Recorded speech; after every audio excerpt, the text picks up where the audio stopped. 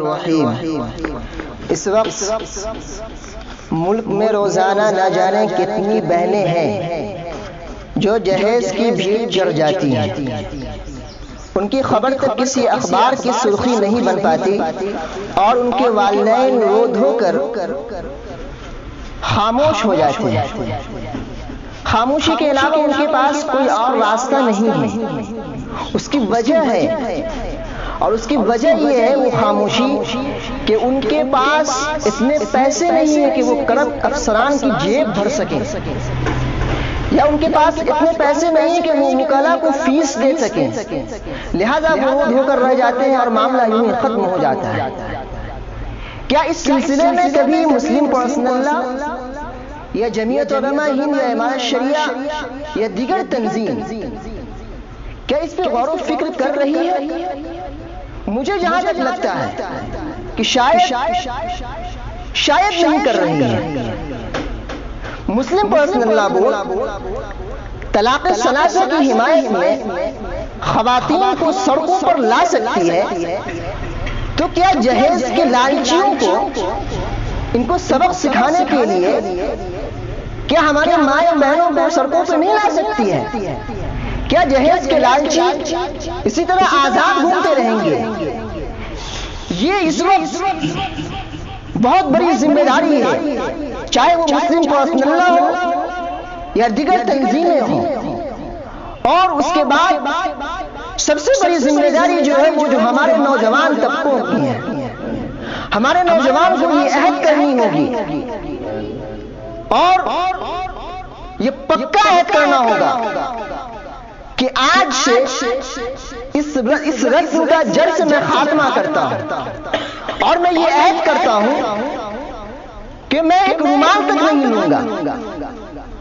اور اپنے ساتھیوں کو بھی بتائیں، اپنے ساتھیوں کو سمجھائیں، ارے بھائی اللہ کو کیا منہ دکھاؤ گے؟ جو شخص چاہے وہ کوئی بھی ہو، اخلاق محمودہ سے اپنے آپ کو خود ہٹا دیا جائے گا، اپنے آپ کو سائڈ ہو جائے گا اخلاق محمودہ سے، تو وہ بے حیائی میں ملوث ہو جائے گا۔ اور جب بے حیائی میں ملوث ہو جاتا ہے تو اسے کسی چیز کا ڈر خوف نہیں ہوتا، اللہ سے بھی نہیں ڈرتا ہے وہ۔ تو اس وقت چاہیے میرے بھائیوں کہ اللہ سے ڈرو، ایک دن مرنا ہے اور سب کو اپنا اپنا حساب دینا ہے، کوئی کسی کا حساب نہیں دے گا۔ اگر آج تم کسی کے اوپر ظلم کیے ہو تو تمہارے اوپر بھی ظلم ہوگا، چاہے وہ جس طرح سے ہو لیکن ہوگا۔ اس سلسلے میں نے تمام علماء سے اور ہندوستان کے ڈائنامک رہنماؤں سے میں یہ اپیل کرتا ہوں کہ یہ اس چیز کو ذہن میں بیٹھا لیا جائے، اس چیز کو دیکھا جائے، یہ بات اہم ہے، اور اپنے اندر بھی اس کو جذب کر لے اور دوسروں تک یہ چیز پہنچائیں کہ بھائی سب کو بتائیں بھی کہ ماں باپ کا گھر بکا تو بیٹی کا بسا، اے رسم جہیز لعنت ہے تجھ پر۔ اس چیز کو میرے بھائیوں ختم کر دو، بہت بیکار چیز ہے، بہت گندی چیز ہے یہ۔ اگر میں کہتا ہوں یہ صاف لفظوں میں کہ جو تلک مانگتے ہیں، جو جہیز مانگتے ہیں، انہیں بھیک دے دو بھائی، وہ تو میں تو ان کو فقیر سے تشبیہ دیتا ہوں، انہیں بھیک دو۔ اگر آپ غریب ہیں، واقعی غریب ہیں اور جہیز مانگتے ہیں تو آپ جہیز کے مستحق اور حقدار نہیں ہیں، آپ صدقہ و خیرات کے مستحق ہیں۔ آپ صدقہ و خیرات لیجیے، خوشی سے دے گا، ہم تمام لوگ خوشی سے دیں گے صدقہ و خیرات، لیکن جہیز نہیں دیں گے۔ اور میں یہ اپیل کرتا ہوں کہ جہیز کا مطالبہ کرنے والوں کی، ناچ گان بجان کرنے والوں کی شادی میں شرکت ہرگز نہ کریں، اور ایسی ذہنیت کے لوگوں کا مکمل بائیکاٹ کریں، مکمل۔ کون کیا کہے گا، لوگ کیا کہیں گے، اس کو پسے پشت ڈال دو میرے بھائی، ڈال دو۔ یہ بہت بیکار سی چیز ہے، بہت بیکار۔ اور میں ان تمام بہنوں کے والدین سے میں کہنا چاہتا ہوں، یا ان کے بھائیوں سے، ان کے گھر والوں کو بھی میں کہنا چاہتا ہوں کہ اگر آپ اپنی بیٹی کا یا بہن کا اگر کہیں رشتہ دیکھ رہے ہیں، اگر اس لڑکے کے اندر یا اس گھر والوں کے، اس لڑکے کے گھر والوں کے اندر تھوڑی سی بھی جہیز کی بو آئے، اگر وہ بول نہ پائے، ظاہر نہ کر پائے، لیکن اگر تھوڑا بھی اشارے سے آپ کو بات سمجھ میں آ گئی کہ یہ جہیز کا طالب ہے، تو میرے بھائیو ایسے گھر میں اپنی بہن کا اور اپنی بیٹیوں کا ہرگز رشتہ نہ کریں، کیونکہ یہ بے ایمان ہے، ڈاکو ہے، مجرم ہے۔ اور میں اس لیے ڈاکو، بے ایمان اور مجرم ان کو کہتا ہوں کہ واقعی یہ مجرم ہے اور ڈاکو ہے۔ ارے بھائی، ڈاکو کے گھر میں تم اپنی بیٹی کو بھیج رہے ہو، اپنی بہن کو بھیج رہے ہو، تم کیا امید کرتے ہو کوئی ڈاکو کے گھر میں اپنی بہن کو بھیجے؟ یہ بہتر ہے؟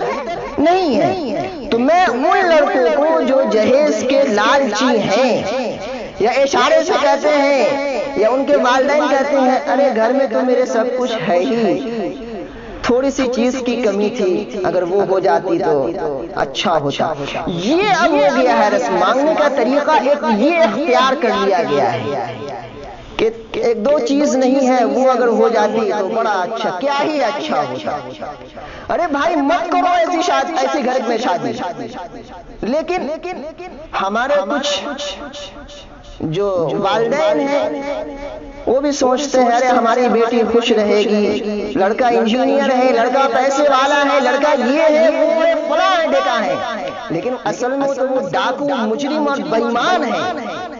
اگر وہ ڈاکو اور مجرم بے ایمان نہیں ہوتا تو وہ جہیز کا مطالبہ نہیں کرتا، قطعی نہیں کرتا۔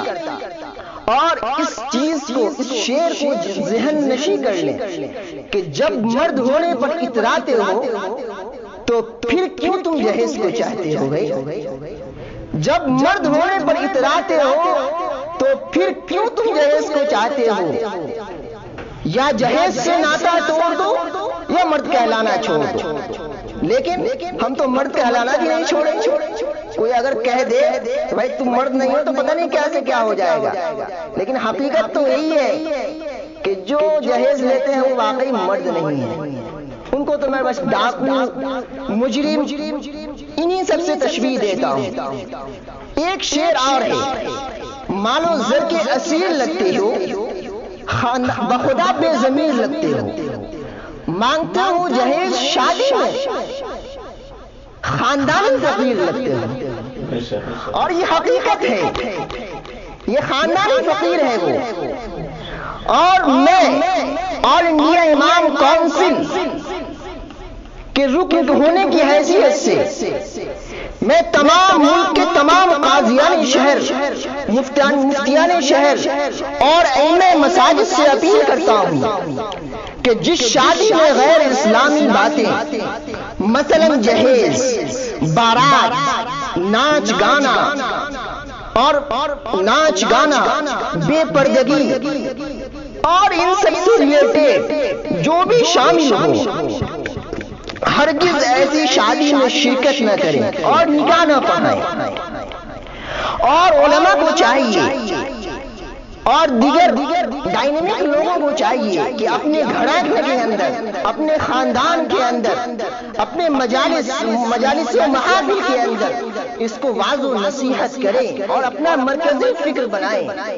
اور اس چیز کو یاد رکھیں کہ اگر بہنوں کی تحفظ چاہتے ہیں، اپنی بیٹیوں کی، اپنی بہنوں کی تحفظ چاہتے ہیں تو اس جہیز کی لعنت کو جڑ سے خاتمہ کرنا ہوگا۔ اگر جڑ سے خاتمہ نہیں کریں گے تو میرے بھائی اپنا نقصان ہے۔ اس وقت علماء کی بہت اشد ضرورت ہے۔ علماء کو چاہیے کہ اس وقت آگے بڑھیں اور اس چیز کو خاتمہ کریں۔ اگر علماء آگے نہیں بڑھتے ہیں تو بڑا نقصان ہو جائے گا۔ آج ایک عائشہ نے خودکشی کی ہے، نہ جانے کل ہو کر کتنی عائشائیں جہیز کی بھیڑ چڑھ جائیں گی، اور چڑھ رہی ہیں۔ اس لیے ہمیں چاہیے کہ اس پر علماء کو چاہیے اور ڈائنامک لوگوں یعنی متحرک لوگوں کو چاہیے کہ اس پہ غور و فکر کریں۔ آپ کے پاس اولاد نہیں ہے تو اس کا مطلب یہ نہیں ہے کہ ہمارے کیا ہے، ہمارا تو کوئی نقصان نہیں ہے، ایسا نہیں ہے بھائی۔ آپ کی ذمہ داری ہے اللہ کو، آپ اللہ کے یہاں آپ کو بھی منہ دکھانی ہے، آپ بھی جواب دہ ہوں گے۔ اس لیے جو چند دن کی زندگی ملی ہے اس کو غنیمت سمجھیں، اور میں نے طے کر لیا ہے اس لیے کہ اس ملک کے اندر ابھی جو معاملہ چل رہا ہے، جو قوم و ملت کے قیمتی سرمایہ ہے، جو فیوچر کے یعنی مستقبل کے قیمتی سرمایہ ہے، اگر وہ حق کے لیے آواز اٹھاتے ہیں تو ان کے اوپر اللیگل FIR کر کے ان کو جیلوں کے اندر ڈال دیا جاتا ہے اور دیش توڑ ثابت کیا جاتا ہے۔ لیکن میں کہنا چاہتا ہوں کہ سوچا ہے کفیل اب کچھ بھی ہو، ہر حال میں اپنا حق لیں گے، عزت سے جیے تو جی لیں گے یا جام شہادت پی لیں گے۔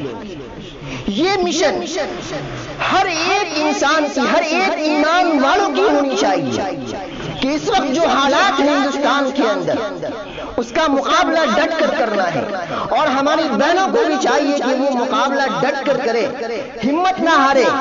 ارے بھائی، آپ اگر ہمت ہار جائیں گے تو بڑا مسئلہ ہے، بڑا نقصان ہے۔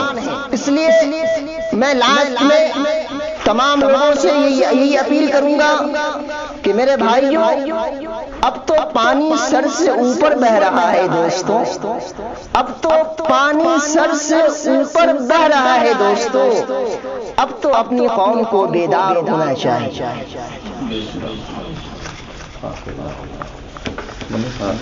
وآخر دعوانا الحمدللہ۔ اگر ہماری ویڈیو اچھی لگے تو حسنین اردو میڈیا کو لائک کریں، سبسکرائب کریں، کمنٹ کریں اور شیئر کریں۔